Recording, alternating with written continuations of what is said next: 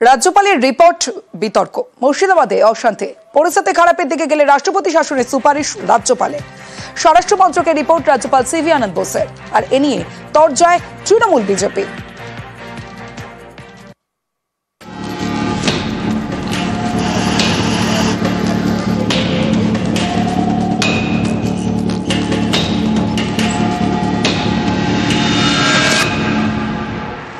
কয়েকদিন আগে অশান্তির আগুন জ্বলে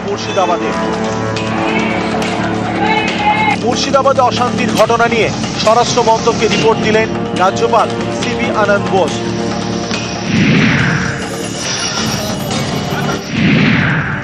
মুর্শিদাবাদের পরিস্থিতি খারাপ হলে ৩৫৬ ধারা সুপারিশের জারি রাজ্যপালের। কেন্দ্রীয় স্বরাষ্ট্রমন্ত্রীকে পাঠানো রিপোর্টে রাজ্যপাল দাবি করেছেন মুর্শিদাবাদে অশান্তির ঘটনা পূর্ব পরিকল্পিত। এটা স্থানীয় প্রশাসনের ব্যর্থতা। এখনো মুর্শিদাবাদে ভয়ের পরিবেশ রয়েছে। মানুষের আস্থা ফেরাতে এবং পরিস্থিতি নিয়ন্ত্রণে আনতে ব্যবস্থা নিক কেন্দ্র। মুর্শিদাবাদ এবং মালদায় স্থায়ী বিএসএফ ক্যাম্প বসানো হোক। গত মাসে ওয়াকফ আইনের প্রতিবাদের নামে মুর্শিদাবাদে তাণ্ডব চলে, লুট, আগুন, মৃত্যু, কিছুই বাদ যায়নি। এরপর মুর্শিদাবাদে যান রাজ্যপাল সিভি আনন্দ বোস। এবার তিনি স্বরাষ্ট্র মন্ত্রককে চিঠি দিয়ে রাষ্ট্রপতি শাসনের সুপারিশ করলেন, যা নিয়ে রাজনীতির হাওয়া গরম।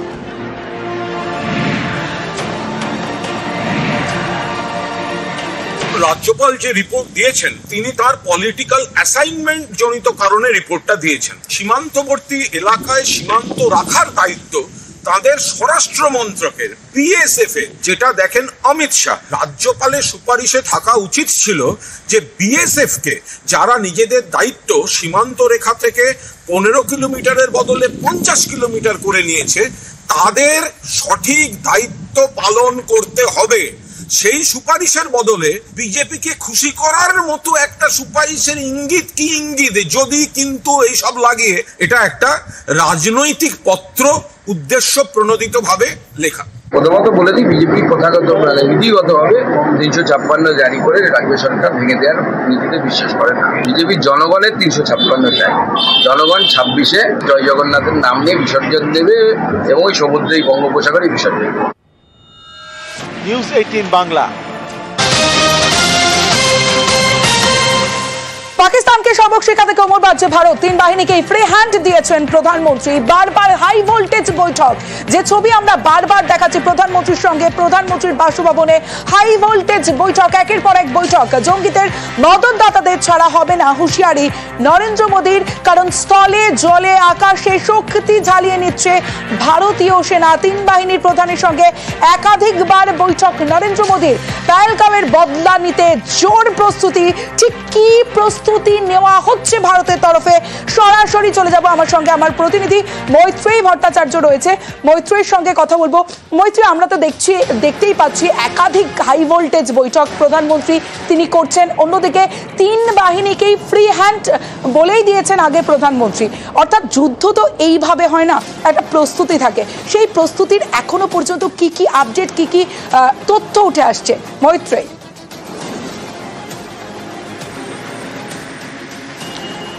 দেখো, যুদ্ধ কিনা জানা নেই, তবে ভারতের তরফ থেকে প্রত্যাঘাতের যে যথেষ্ট ব্যবস্থা করা হচ্ছে এবং তার প্রস্তুতি যে প্রতি মুহূর্তে বাড়ানো হচ্ছে, সেটা কিন্তু প্রমাণ হয়ে যাচ্ছে একাধিক বৈঠকের পরই। গতকালই আমরা দেখেছিলাম প্রধানমন্ত্রী নরেন্দ্র মোদী তিনি নৌবাহিনীর প্রধানের সঙ্গে বৈঠক করেছিলেন এবং তারপরেই আজ বায়ুসেনার প্রধানের সঙ্গে 1-to-1 বৈঠক করেন। এবং এই বৈঠক কখন করলেন তিনি? যখন তার ঠিক কদিন আগেই 3 বাহিনীর প্রধান উপস্থিত ছিলেন প্রধানমন্ত্রীর বাসভবনে। সেখানে 3 বাহিনীর প্রধানের সঙ্গে একসঙ্গে তিনি বৈঠক করেন এবং সেখানে ফ্রি হ্যান্ড দিয়ে দিয়েছিলেন একেবারে সিডিএস এবং আমাদের জাতীয় নিরাপত্তা উপদেষ্টার উপস্থিতিতে।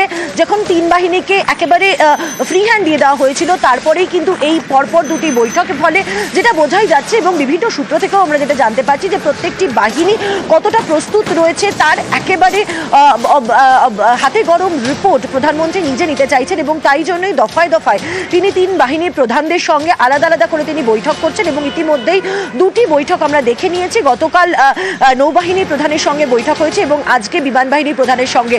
প্রধানমন্ত্রী একাধিকবার উল্লেখ করেছেন এবং শুধু প্রধানমন্ত্রী নন, স্বরাষ্ট্রমন্ত্রী তিনি একাধিকবার এটাই বলেছেন যে প্রত্যাঘাত হবে এবং সেই প্রত্যাঘাত এমনভাবে হবে যাতে একেবারে জঙ্গি সমস্যার কোমর ভেঙে দেওয়া যায়। ফলে সেই প্রত্যাঘাতেরই যে প্রস্তুতি জোর কদমে চলছে তা কিন্তু এই বৈঠক থেকেই স্পষ্ট বোঝা যাচ্ছে। তমশ্রী, বেশ, আন্তর্জাতিক সম্পর্ক বিশেষজ্ঞদের মতে শত্রুপক্ষকে জবাব দিতে হলে ঘুঁটি সাজাতে হয়, সেই প্রস্তুতি নিচ্ছে ভারত।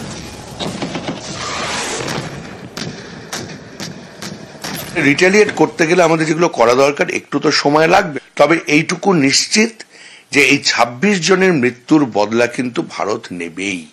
পাকিস্তান অকুপাইড কাশ্মীর যে জায়গাটা আছে সে জায়গাটায় কিন্তু ভারতীয় সেনাবাহিনী রিটেলিয়েট করবেই, কারণ টেররিস্ট আউটফিট এবার যদি ধ্বংস করা না যায় আমরা আর কোনোদিন ধ্বংস করতে পারবো না। কিন্তু তার জন্য বায়ুসেনা মূলত প্রস্তুত থাকতে হবে। দরকার হলে যদি নৌবাহিনী তাদের প্রস্তুত থাকতে হবে, ভারতবর্ষকে ঘিরে রাখতে হবে চারপাশ থেকে, এবং তারপরে রিটেলিয়েট করতে হবে যে অঞ্চলগুলোতে টেররিস্ট আউটফিট আছে।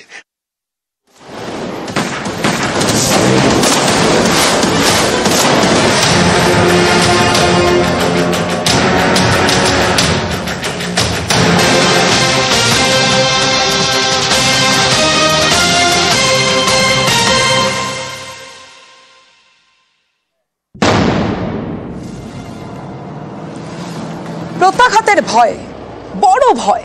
ভারতের পরাক্রমে থরহরি ইসলামাবাদ, ভাড়ে মা ভবানী দশার মধ্যেই ফাপা যুদ্ধ ঝুঁকির পাকিস্তানকে জব্দের শক্তি বাড়িয়ে তৈরি ভারত। কারণ এবার সেনার অস্ত্র ভান্ডারে রুশ ক্ষেপণাস্ত্র। ভারতে এসেছে রুশ প্রযুক্তিতে তৈরি ইগলা এস, কাঁধে নিয়েই ছোড়া যাবে ইগলা এস ক্ষেপণাস্ত্র। যুদ্ধ বিমান, ড্রোন ধ্বংসে সক্ষম এই ক্ষেপণাস্ত্র আর খাজবে না পাকিস্তানের জারি জুড়ি। অনায়াসেই শত্রু বিমান ধ্বংস করবে এই ইগলা এস।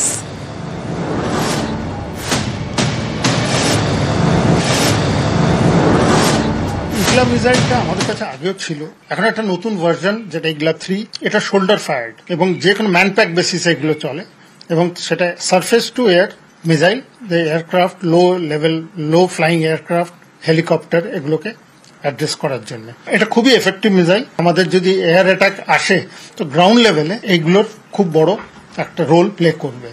এমনকি আর্টিলারি, আর্মি এয়ার ডিফেন্সের যে এই ইগলাটা, তারা জায়গায় জায়গা থেকে এগুলো এয়ারক্রাফটগুলোকে টার্গেট করতে পারবে এবং টার্গেট করে এয়ারক্রাফটগুলোকে ধ্বংস করতে পারবে। শুধু বন্ধু দেশের থেকে ক্ষেপণাস্ত্র আমদানি নয়, প্রতিরক্ষা ক্ষেত্রে ভারত আত্মনির্ভর। কারণ এবার স্ট্র্যাটোস্ফিয়ারিক এয়ারশিপ প্ল্যাটফর্মের প্রথম ফ্লাইটের সফল ট্রায়াল হয়ে গিয়েছে মধ্যপ্রদেশের শেওপুরে। ৬২ মিনিট ধরে সফল ট্রায়াল।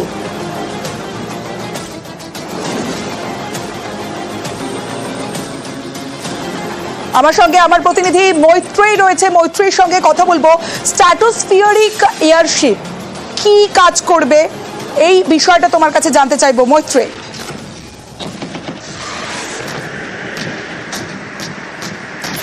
তখন দেখো, স্ট্র্যাটোস্ফিয়ারিক এয়ারশিপ একটি প্ল্যাটফর্ম, যে প্ল্যাটফর্ম মূলত আকাশপথে নজরদারিতে সাহায্য করে এবং শুধু আকাশপথে নজরদারি নয়, এবং আকাশপথে নজরদারির সঙ্গে সঙ্গে রিয়েল টাইম ডেটা সমস্ত যারা ইন্টেলিজেন্স এজেন্সি রয়েছে তাদের সঙ্গে শেয়ার করতে সাহায্য করবে। এবং এই ডিআরডিও তৈরি করা স্ট্র্যাটোস্ফিয়ারিক এয়ারশিপ প্ল্যাটফর্মের যেটা সবথেকে ইউনিকনেস সেটা হচ্ছে এটা একেবারে দেশীয় প্রযুক্তিতে তৈরি।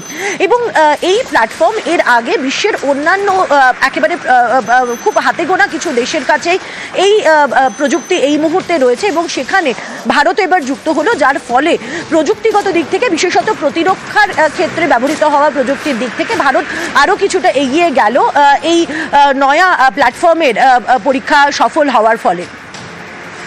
বেশ,